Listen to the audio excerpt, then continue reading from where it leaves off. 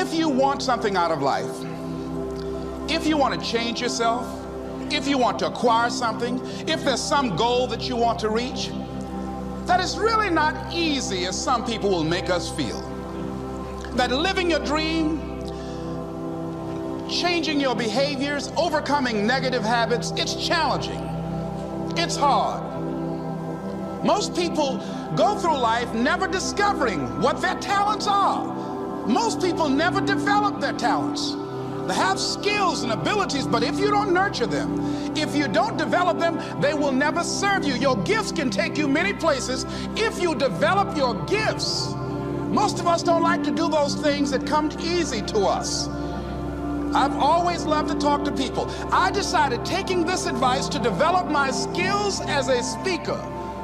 And my gift has developed and it's taken me many places.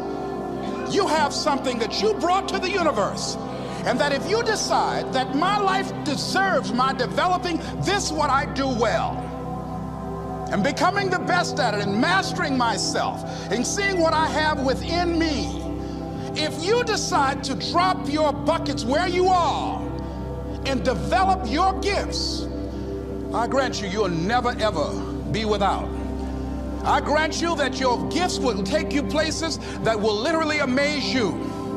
I grant you that if you begin to work to develop your gifts, you'll develop a strong sense of happiness. You'll get a larger vision of yourself, because part of beginning to get a larger vision of yourself, all of us need some area of our lives where we can have a feeling of competence.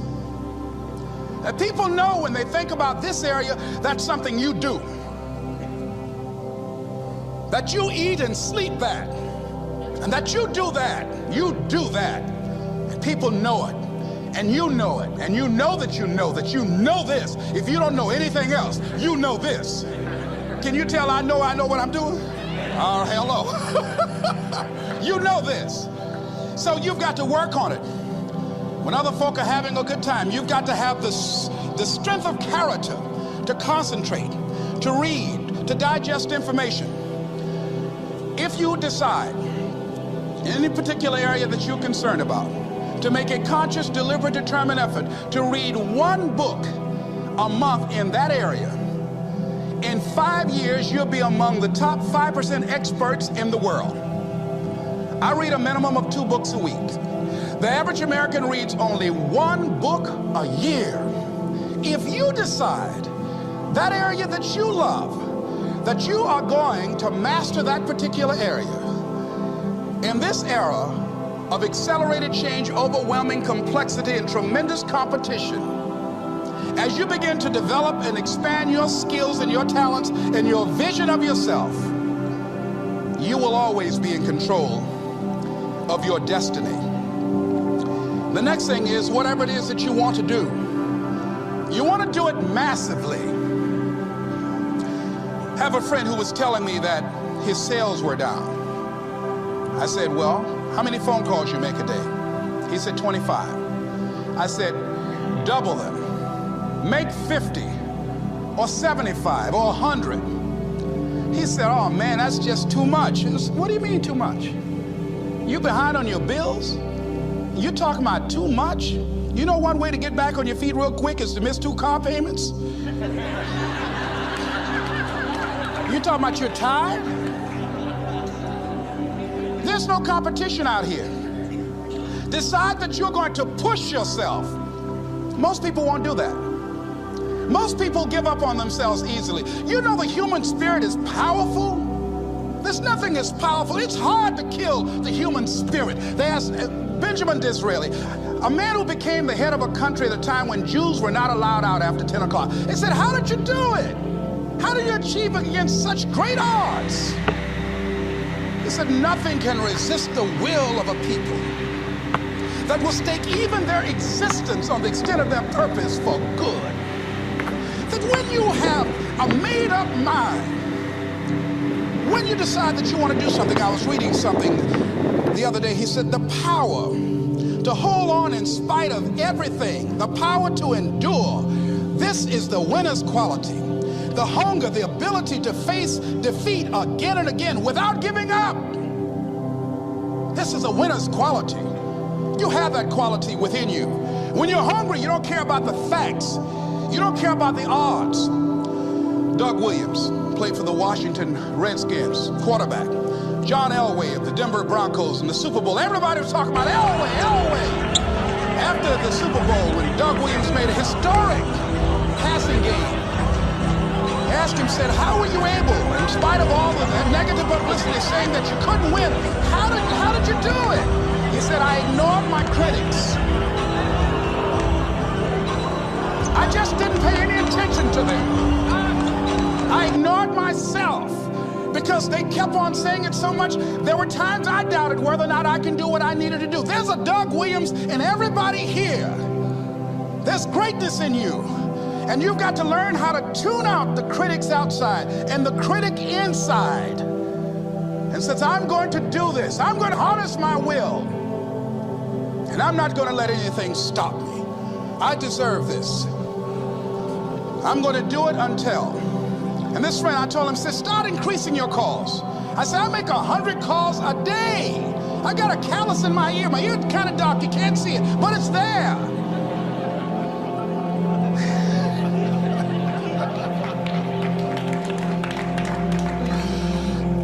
His sales have increased. He's working harder now. The other thing is that if you want something, you have got to be relentless.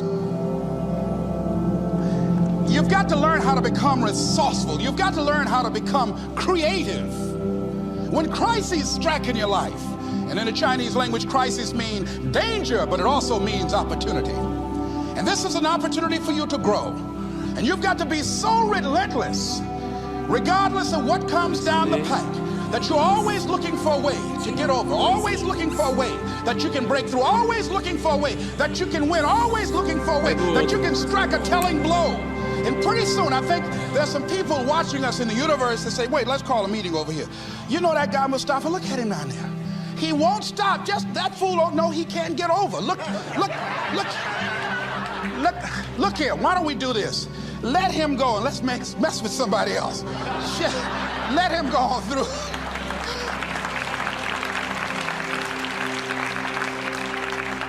Life will just get tired of whipping you sometimes. And just say, let's just let this one go. I believe this. Now, no one has told me this, but I just kept on kicking. I didn't have sense enough to stop. I was intelligently ignorant. I didn't know what I couldn't do. So I just tried anything. And the fascinating thing about life, because you can't get out of it alive, you might as well have a good time, you know? You might as well have a good time. Live your life with passion, with some drive. I was giving a seminar the other day, and I mentioned that I was going to do some training in August with some young teenagers and take about 100 away to a 2 or 3 day camp and wipe them out. Been working on this. So after the speech, one of the parents walked up to me and said, Mr. Brown, I'd like for you to do something for my son. He's not motivated.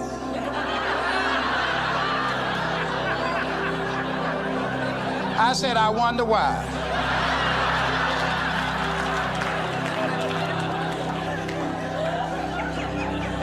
I wonder what's wrong with him. He had no fire whatsoever. See, what you do speak so loudly, folk can't hear what you're saying. And so if you don't have any fire, you know, you've got to watch the people, the relationships that you develop. Have people of kindred mindsets. If you're around folk who are dead and negative all the time, they will affect you. You want people that are around you that have smiles on their faces, looking good.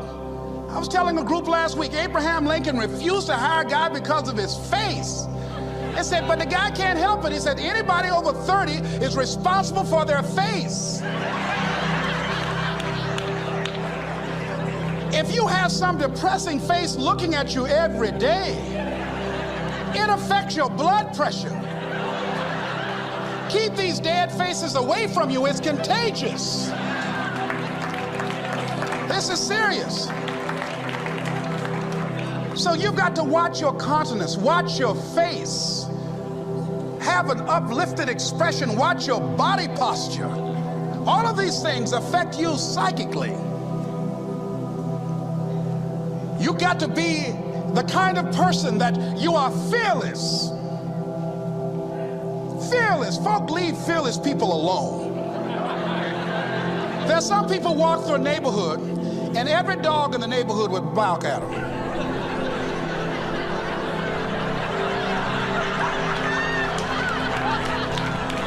But there's some people come through and ain't nobody gonna mess with this.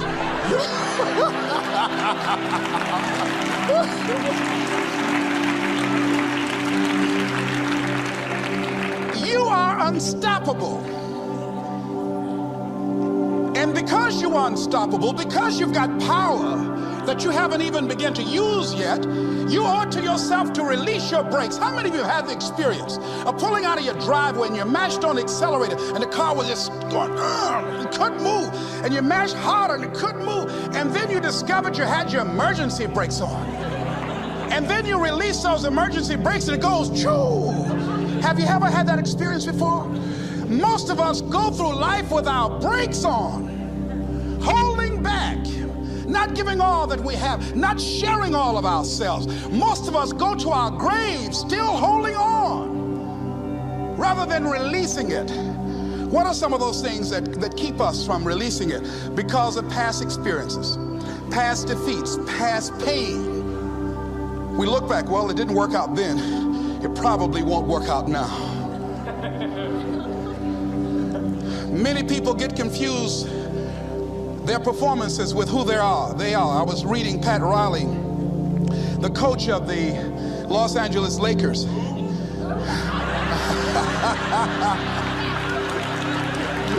But you're gonna like this quote here.